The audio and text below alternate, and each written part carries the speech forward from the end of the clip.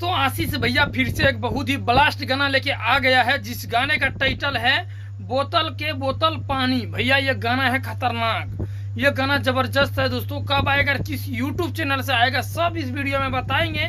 Video में आगे बढ़ने से पहले आप लोग से हाथ जोड़ के रिक्वेस्ट करते हैं, वीडियो अच्छा लगेगा जानकारी तो चैनल को सब्सक्राइब करके वीडियो को लाइक जरूर कर लीजिएगा दोस्तों। देखिए दोस्तों, आशीष भैया का ये गाना है एकदम रोमांटिक सॉन्ग है, और डीजे में तो मतलब डांस करने में दर्दनाक सॉन्ग, जो कि दारू बियर पी के उस तरफ को मतलब डांस कर सकते हैं इस गाने में। और ये गाना सैड सॉन्ग है दोस्तों, बहुत ही एकदम गजब तरीके से गाया गया है, बहुत ही एकदम डेंजर गाना है, दर्दनाक एकदम सैड सॉन्ग है। इस गाने पे दोस्तों फैक्ट है काजल बेबी बहुत ही एकदम गर्दा करता है, जो भी काम करता है आशीष यादव भैया ना एकदम काजल के साथ में बहुत ही जबरदस्त दर्दनाक सैड सॉन्ग है दोस्तों।